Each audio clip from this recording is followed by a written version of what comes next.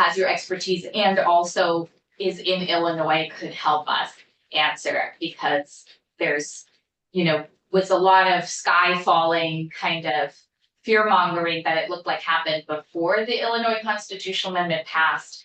And my sense is most, if not all of that, did never come to pass in terms of laws nullified or unions getting things they didn't want out of that bargain.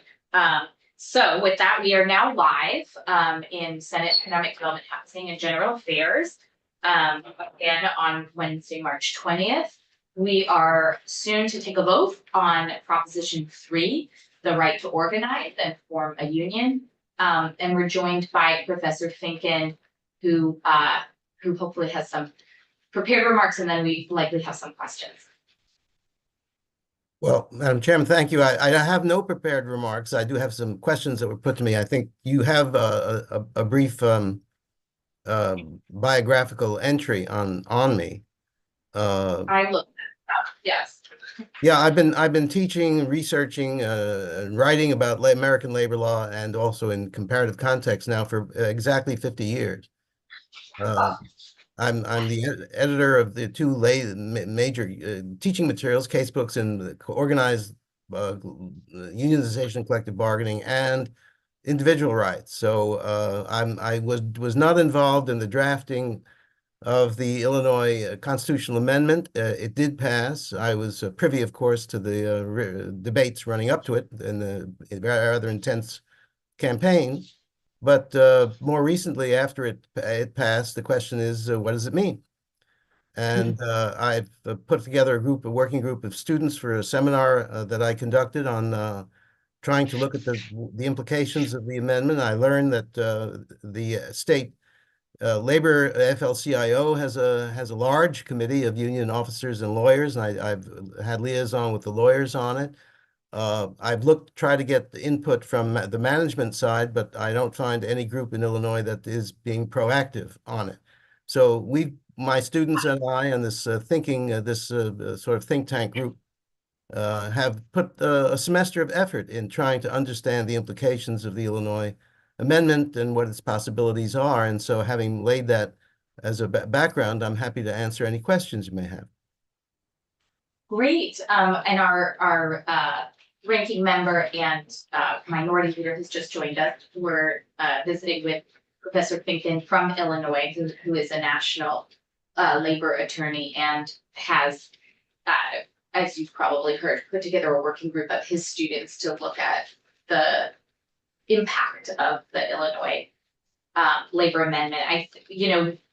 One of the things that came up in discussion of Illinois was, there are things like education reform that rely on give and take and, negotiations with labor unions like the teachers union. And have those been impeded at all by this constitutional amendment? And all I can think of is, if there's a state that does a lot of educational reform, it's Illinois, it's Chicago. So, was there, I know there was talk of that before the bill passed, and did you look specifically in the education sector at anything that might have happened? Let me take just a step back, all right? Because the large issue is one of federal preemption, and that deals with employees in the private sector. The National Labor Relations Act excludes certain categories of workers from eligibility for collective bargaining. It excludes agricultural workers. It excludes all public employees, and it excludes independent contractors who are independent contractors by virtue of the common law of agency. That's a big hunk. I mean, for the public employment's about 18% of the labor market.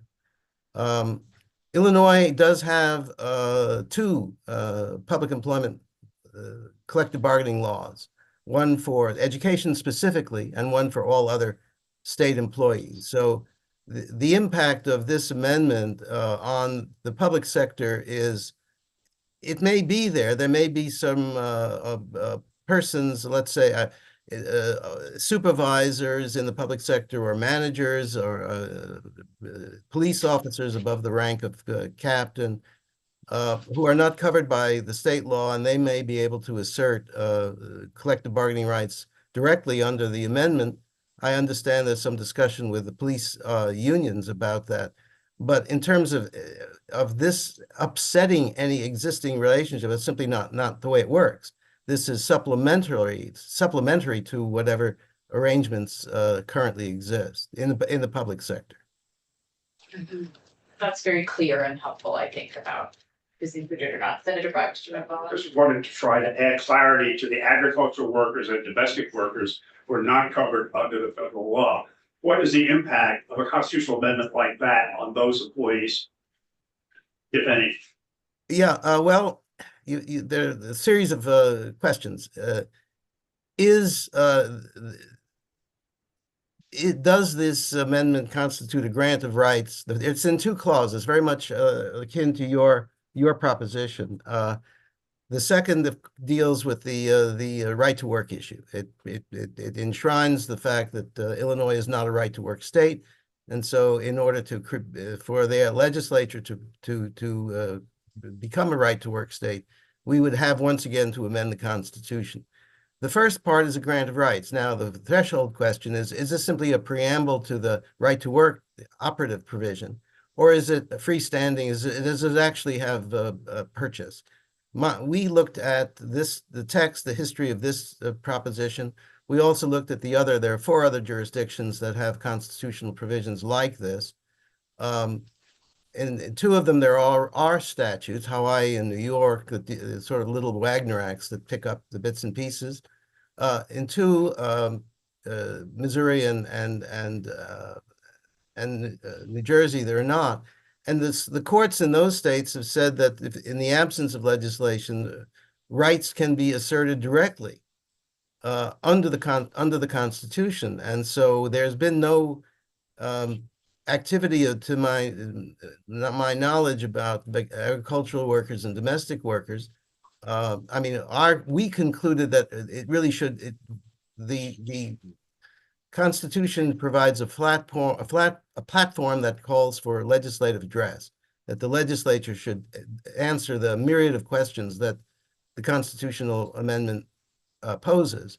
But in the absence of such legislative action, for example, several states already have an agricultural workers. New York just adopted one separate statute because agricultural workers are kind of especially situated, and a one-size-fits-all might not work for them.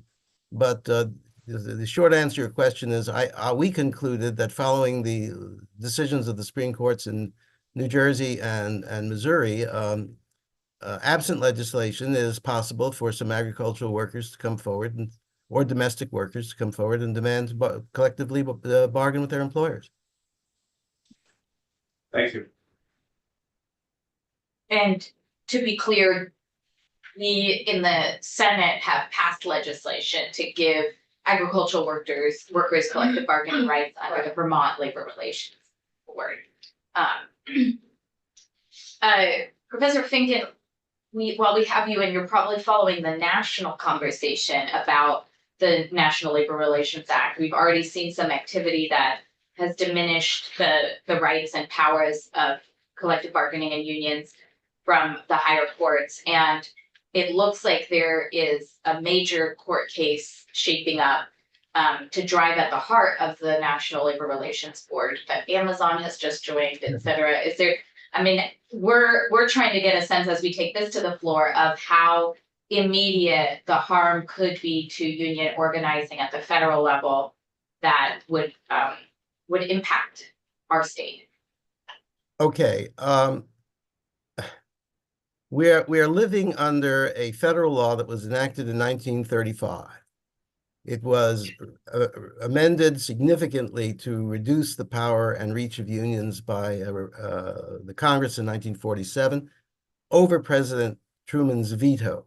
The act was tweaked modestly, in my opinion. I think most scholars would agree, in 1959. So essentially, it's been 3/4 of a century. We're living with a labor relations statute that's been proven impervious to reform.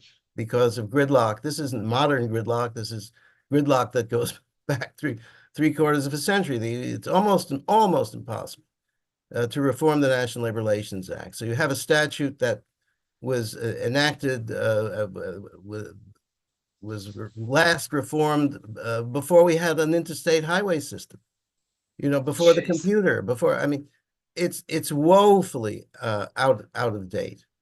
And the result of which, if the president, the party in power wants to effect change in labor policy, they do it by appointments to the labor board. And so within the past 20 years, this is phenomenal in my, you know, my lifetime, to have these enormous swings from far left to far right on the labor board itself, simply trying to adjust within the interstices of the statute to modern conditions.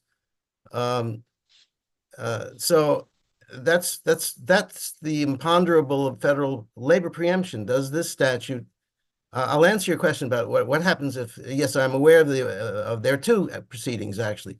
One is a challenge, I think, by Amazon in the context of an unfair labor practice, where they've challenged the constitutionality of the statute. The labor board has no power to pass upon its own constitutionality, but you can't raise an issue on appeal that you haven't raised before the board. And so this is laying a groundwork to go to the Court of Appeals, whatever the outcome of that case is. If Amazon thinks it loses, it would become it can seek judicial review, and at that point claims the act is unconstitutional in light of more recent separation of powers doctrine, the decisions the courts come down with. I mean, the Labor Act was declared constitutional, but that was 1938. And so they're arguing there's a lot of water under the dam, some recent water under the dam. There's a direct suit brought by SpaceX making the same kinds of arguments. Those cases will work their way through the system, and eventually we don't know, you know, what the courts will do. It may eventually come before this Supreme Court, which has not been a court that I think is well attuned to the values of the National Labor Relations Act, and I can cite more than a couple of decisions to that effect. So it is possible, it is conceivable that if the act is declared unconstitutional, there will be no federal law at all. And until Congress is able to enact a new federal law of collective bargaining, it will be as it is with you know, the abortion rulings right now. Each state is a tub on its own bottom when it comes to the rights of employees to engage in collective bargaining. But having said that, I mean, I'm not sanguine that would be the result. But the question, the larger question, putting aside the people for whom the state could act. Let me say one of the issues in your amendment, same in Illinois. Who's an employee? You use the word employee. Employees have a right to collective bargaining. Well, who's an employee? It is clear that certain kinds of employees, managers and supervisors, cannot be given state collective bargaining rights. The Supreme Court's made that clear. But the act excludes, in 1947, it excludes persons who at common law would be considered independent contractors. But the states realize that there are people who are, if I can use the Canadian phrase, who are dependent contractors. And they're classifying them as employees. That's the so-called ABC test, which is used in Connecticut, in Massachusetts, in New Jersey, and of course in California. So it would certainly open to the state to say that a person who is excluded from the Labor Act because they're an independent contractor, but they are, for all intents and purposes, economically situated as to need the rights of collective representation. So that's one of the issues that your amendment and ours poses as to whom do these rights extend? Secondly, unlike Illinois, your proposal speaks of exclusive representation. Illinois doesn't. It just has the right of collective bargaining. It's true that under the federal model, we have a system of exclusive representation by majority rule in something called the bargaining unit. That was created in 1935. It doesn't have to be that way. It wasn't that way under much of the Industrial Recovery Act. It's not that way in much of the world. And I've done most of my field work in Germany, and I know the German system well. But these are called members-only bar. You only represent the people who've joined you. And automatically, is when they join you, you represent them. My study group, if you want to put it that way, consider the question of whether the state might be able to extend members-only collective bargaining rights to to persons, employees under the National Labor Relations Act, not independent contract, employees who wish to be represented and are unrepresented because of the way our federal law operates. They're unrepresented under federal law, but they want to be represented. And can the state extend in some way a right of representation to them that would not be preempted by federal law?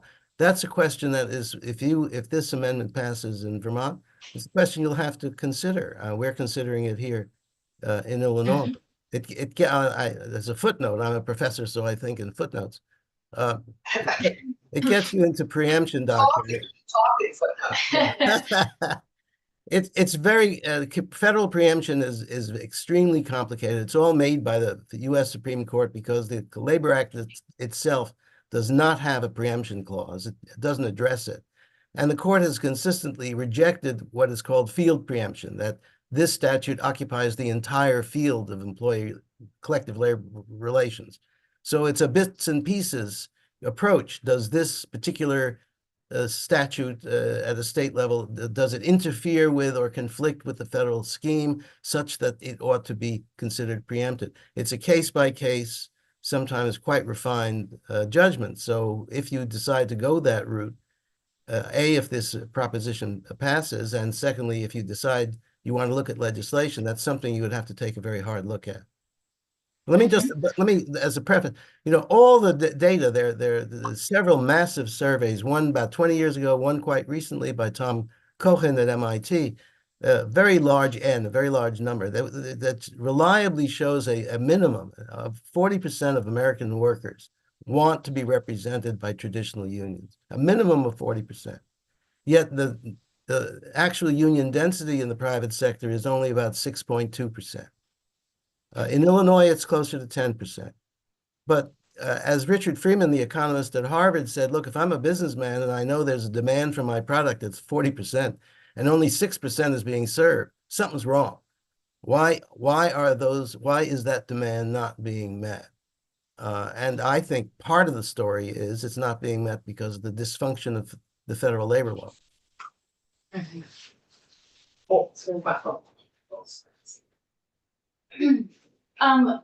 I have one more question. I don't know if others have questions. We're also in the context that you just described with the SpaceX direct challenge, looking at what it means to be a right to organize state instead of a right to work state. It's probably important that states start to think about which one they are.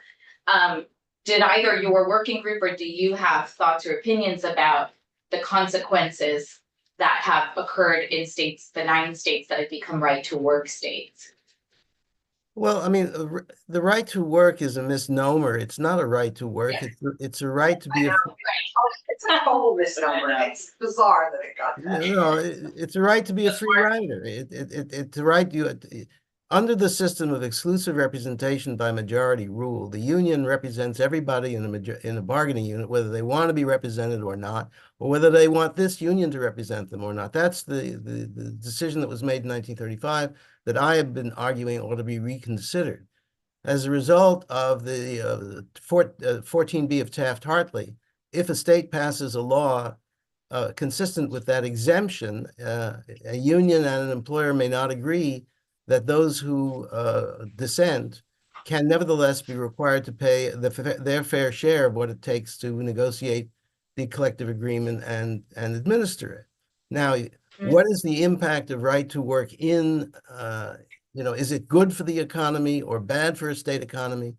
The answer, best I can figure out, is that there are too many variables. I know there are some right-wing think tanks who draw correlations and say, oh, look, compare Indiana which is a right to work state, to Illinois, and the Indiana comes out ahead, but in some respects, if you look at the work of the Economic Policy Institute in Washington, the EPI, which is a left-leaning group but no one doubts their numbers. I mean, they're very, very, very good.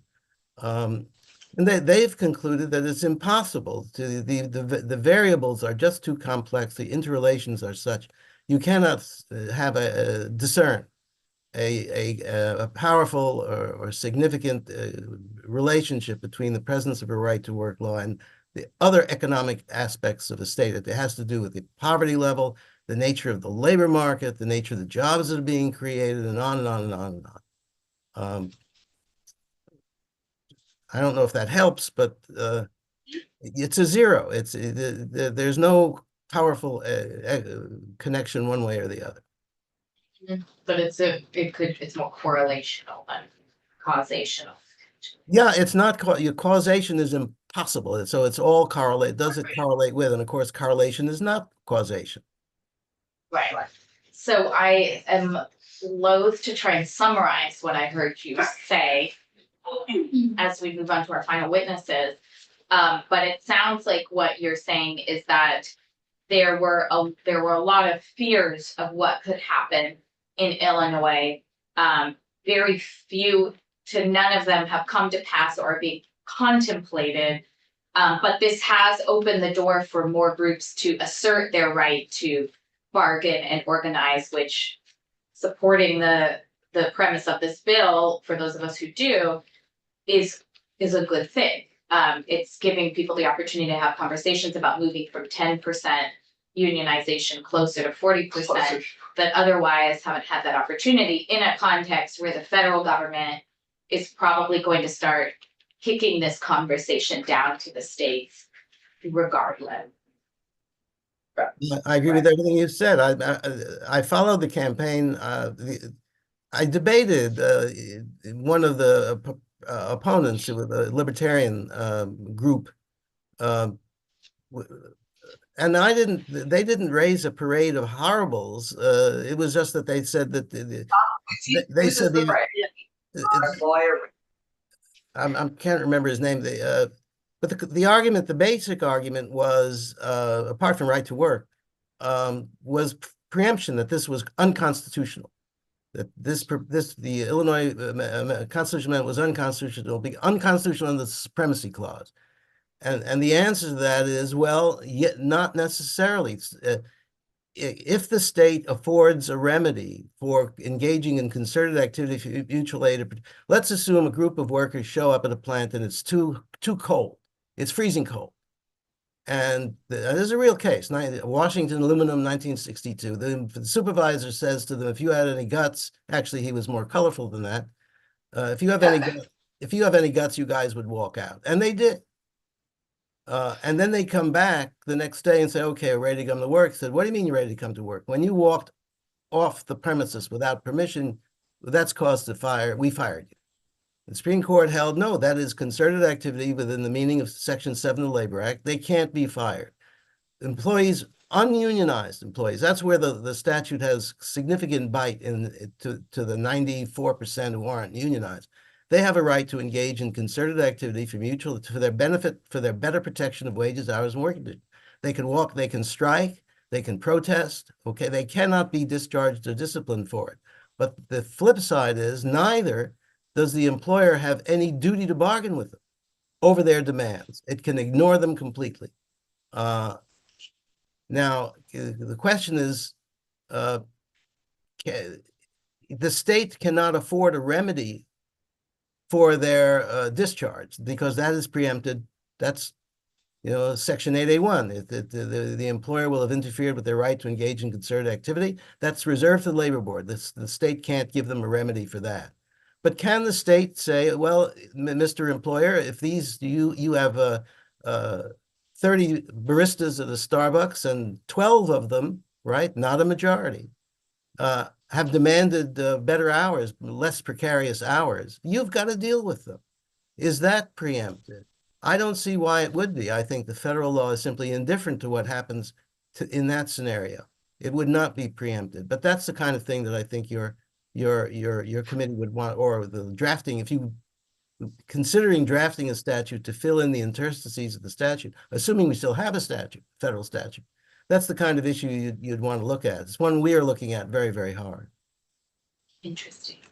Well, thank you very much, Professor. This is fascinating. Yeah. For clarity, is there any litigation pending that you're aware of in Illinois that relates in any way to this amendment? I was told by an officer of the Fraternal Order of Police who is interested in expanding the jurisdiction, expanding police bargaining above a certain rank under the Illinois Public Employee Law. They're precluded from bargaining. And I believe there is discussion among the FOP of bringing an action on behalf of those officers, senior officers, to assert the right of collective bargaining directly under the statute. That's the only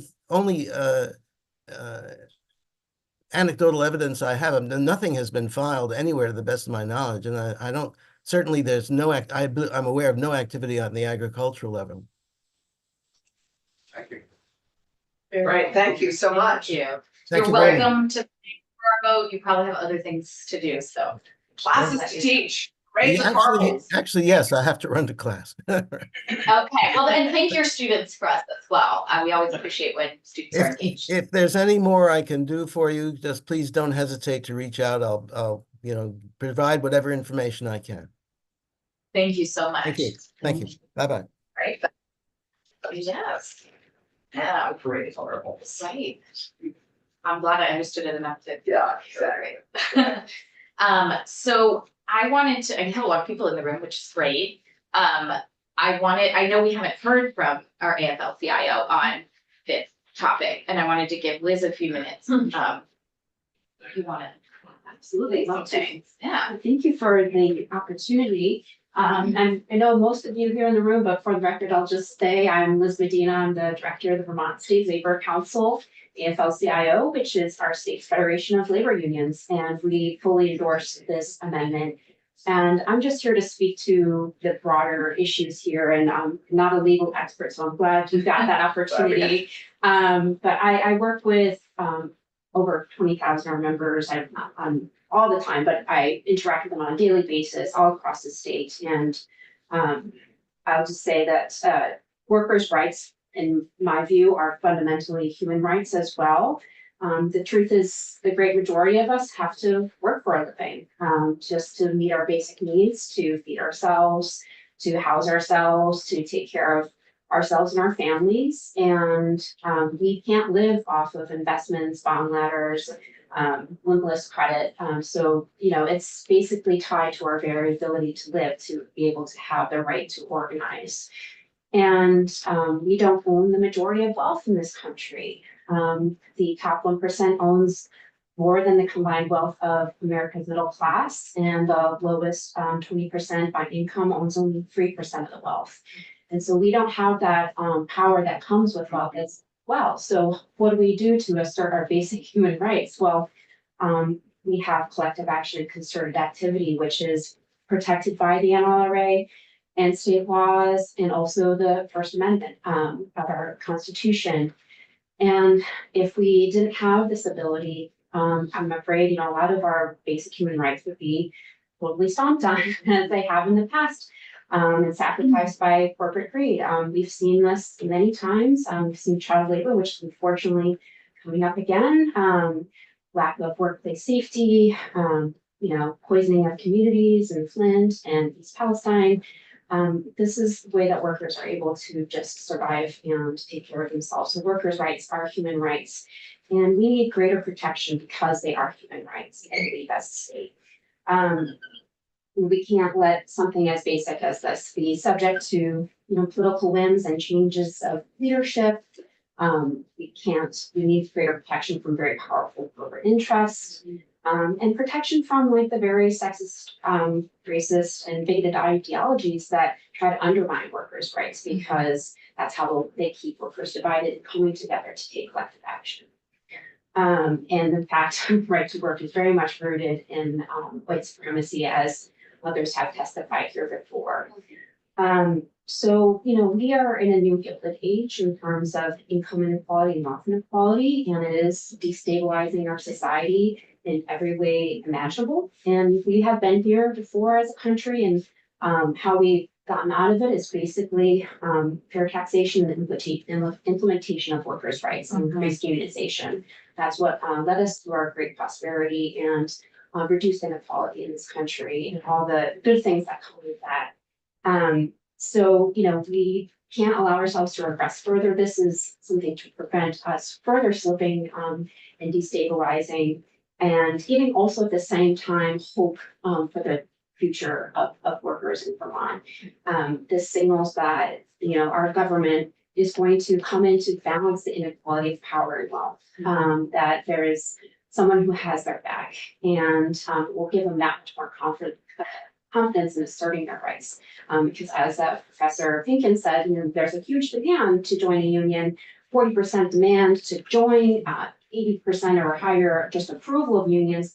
And yet we have such low unionization rate. And it's really scary to try to form a union because our labor laws have been so weakened and because there is such imbalance of power in the workplace.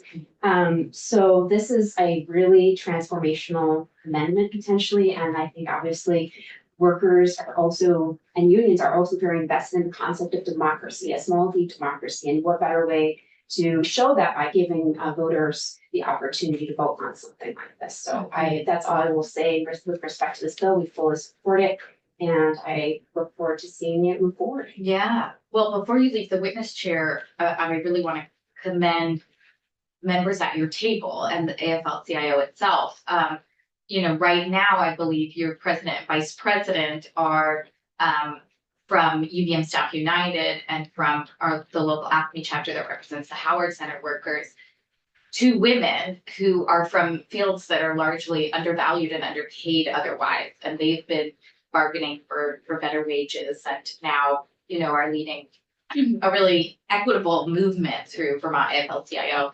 And the other thing I would say is before most of you were in the room, we had the Department of Labor in, and they have unverified information that they said it on the record, they're submitting to their Boston DOL contacts that shows in the last year, the wage jump for the average wage the sort of lowest average wage, instead of being 40 or 50 cents was $1. It was a huge jump, and they didn't argue with me. They want to look further into it, but I believe that's probably from AFT organizing the lowest paid workers at UVM Medical.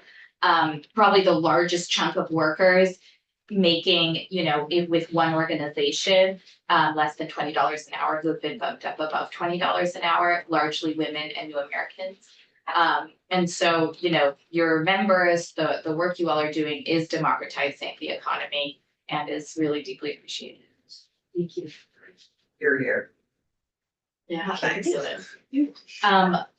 David, you're back in cleanup unless anybody wants to say a few words before we let. We have a lot of new faces around. Yeah, Too. is this all, is he Teamsters, so laborers and, Pages and Allied Trades. great, And Pages and Allied Trades also. great. Pages and Allied Trades, but glazing, Allied Trades. So you do And you glazing? carpool. Yes. Okay, I was like, that's some new term I haven't heard before, okay, it's window. Allied Trades. and Teamsters. Did you want to introduce yourself or no? Yeah, sure. You don't have to. No, I'm Alex Bachman. I'm at the plumbers and pipe fitters. Oh, that's right, okay. I see we your name. welcome you. Yes, Yeah. yeah. I didn't think there were any painters or plumbers in Vermont. They're not here. They You are scroll through very the phone casual book, it can be things. hard to find. Maybe they'll look more favorably on you if amazed you that vote for this one. They're not here. They're in New Hampshire. We represent, we also, yeah. No, Yeah, and you come to, They're busy working, isn't it? they're here, So that's- and we know that in New Hampshire, you're fighting right to work, this, as we speak, while You're we're. looking at me like, okay, what do you do? So, that's Teamsters, we represent all the UPS employees, all the city bus, GMT. We have the buses in Bennington, Middlebury. We've got the 6 UPS terminals, the Berlin Police, UVM Police, Champlain Cable, K-Tech Siding, St. Albans Co-op Creamery. So we got our hands on a You have bunch. a whole range. We have a whole bunch of different companies that we represent here in Vermont. Thanks. Thank you. And look for you perhaps to represent legislators. We can take some help. Oh, and I should say under my breath, Norwich University. Oh, That's coming. okay. Right. We know Chris, but you're welcome to say anything on behalf of the firefighters before we take this vote. And Colin. I think I'm I'm happy, so. You guys know. We're happy We're all to happy see to that. And Colin from the NEA, is there anything the teachers want to say? No, I just want to remind folks, Vermont NEA, 2/3 of our members are teachers who are 75% women. Another third of our members are school support staff who are predominantly low wage, 80% female. And so they've been working really hard to make sure they're also being fairly and equitably paid, and really appreciate the committee's work on this. Great, I'm going around the room, you've been in the room a lot for this, but I Hi, don't. sorry, I just take notes for action circles. Oh, well, cool, okay, so thank you. That's a for good your- job. That's okay, who represents the FT, so you can AFT, take yeah. back our. Yes. And we have another new face. Yes, well, you've been. Yeah, I was here, I testified last time through, Kim Wilkinson with the Carpenters Union. Yeah. That's right. And I had my lovely member Jean. I When- know, so, we wanted Jean so, to yes, say. and She Jean- rocked it. Apparently has- Jean is on her lake enjoying life. and- Jean has avoided COVID for Oh, however many no. years now, and I was at a family event this past weekend, and Oh, no. unfortunately, Oh, no. Do it again. yeah. So So, think of her in but- Hubbardton. I think of her. in yes, her. exactly, it's, And please tell her we wish her well and we, we think she's a great spokesperson on this issue when she can come back to the and legislature. she would be happy to. Amy, would you like to say anything for BSEA? Amy Town, BSEA president, and we represent state employees, members of the judiciary, state colleges, state's attorney's office, transport deputies, defender general, and housing authority. I hope I'm not missing anyone. If I did, so. And we just say, get it done, it's time. Yeah. Thank you. And Larry, we've had you in before anything. Yeah. We're on the. Thank you. So Thank you for all the work you've done and taking this seriously. The building trades represents numerous public and private sector units throughout the state. And we just think with the values that Vermonters have, that this is something that belongs in our constitution. Right, thank you. I would turn it over to David to answer any questions the committee may have before we take the vote. You may have wanted to add something, but I'm reading your face and it sounds like, say. yeah. Give us okay. a final Well, words of everything inspiration. everything that needs to be said has been said already, and I'll say it again. No, I'm not. Jam, inner colas. No, Got our I just want, attention. yeah, I just wanted to say frankly, I was moved when we started this hearing by the stories from Senator Brock, from Senator Cummings about the ways in which labor unions have impacted your life. And I think that what this does is it puts into our founding document a foundational principle that is core to who we are. The people will ultimately decide when they vote on this, but I think this is tremendous progress for the state of Vermont, making a statement that we believe in our workers, we believe in folks to organize, and we believe in folks to come together and advocate for themselves. There are places where we never thought things like right to work would happen, places like Wisconsin, and it happened, places like Michigan, and it happened.